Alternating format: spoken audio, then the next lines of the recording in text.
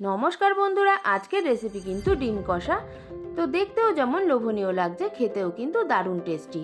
তো ভিডিওটি স্কিপ না করে পুরোপুরি দেখার অনুরোধ রইল। তো এর জন্য আমি 4টে ডিম নিয়ে নিয়েছি। এবারে একটা ছুরির সাহায্যে মাঝখানে এরকম একটু চিড়ে চিড়ে দেবো, যাতে মশলাটা ডিমের ভেতর ভালোভাবে পৌঁছয়।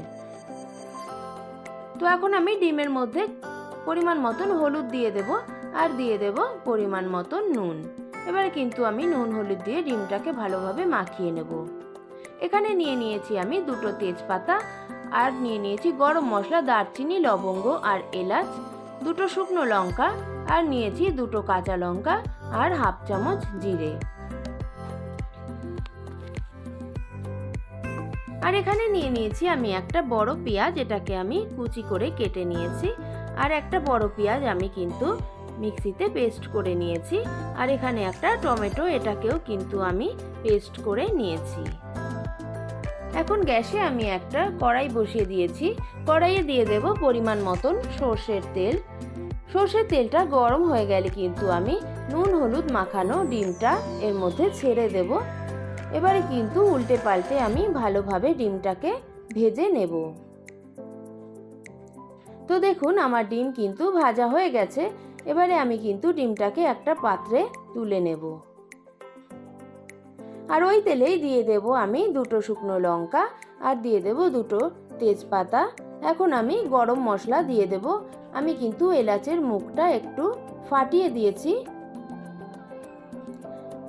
আর এখন দিয়ে দেব জিরে। সমস্ত উপকরণই কিন্তু আমি একটু ভালোভাবে ভেজে নেব। তো ভাজা হয়ে গেছে। এখন আমি কিন্তু যে পেঁয়াজটা কুচি করে রেখেছিলাম সেই পেঁয়াজটা দিয়ে দেব। আর পেঁয়াজটা কিন্তু আমি ভালোভাবে একটু লাল লাল করে ভেজে নেব। তো বন্ধুরা, আমার কিন্তু পেঁয়াজটা ভাজা হয়ে গেছে।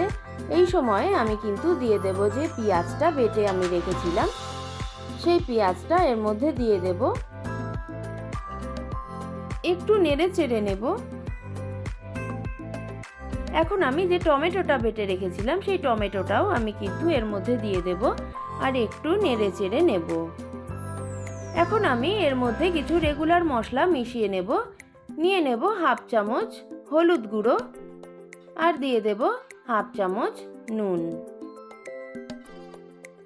এখন আমি দিয়ে দেব হাফ চামচ কাশ্মীরি লঙ্কার গুঁড়ো রঙের জন্য, আর দিয়ে দেব 1 চামচ আদা রসুন বাটা, আর 2টো চেরা কাঁচা লঙ্কা আমি দিয়ে দেব। দিয়ে আমি ভালোভাবে মিশিয়ে নেব। তো এখানে আমার একটু জলের দরকার আছে, তো আমি একটু জল দিয়ে কিন্তু ভালোভাবে মশলাটাকে কষিয়ে নেব। তো আমি বারে বারে জল দিয়ে কিন্তু মশলাটাকে কষাবো।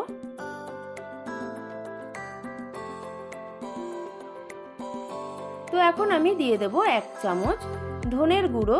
ধনের গুঁড়োটা দিয়ে আমি ভালোভাবে মশলাটাকে কষিয়ে নেব। তো দেখুন আমার কষানো হয়ে গেছে। এখন কিন্তু আমি 1 বাটি গরম জল এর মধ্যে অ্যাড করে দেব, আর ফুটতে দেব। তো দেখুন আমার ফুটে গেছে জলটা। তো এখন আমি ডিমগুলোকে দিয়ে দিলাম।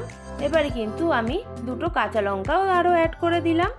এখন আমি ভালোভাবে একটু রান্না করে নেব। একটা ঢাকনা দিয়ে আমি ঢেকে 2 মিনিট রান্না করে নেব। তো বন্ধুরা, আমার 2 মিনিট হয়ে গেছে। এখন আমি ঢাকনাটা খুলে নেব।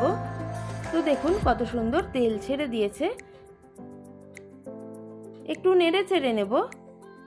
এখন আমি এর মধ্যে কয়েক দানা চিনি কিন্তু দিয়ে দেব।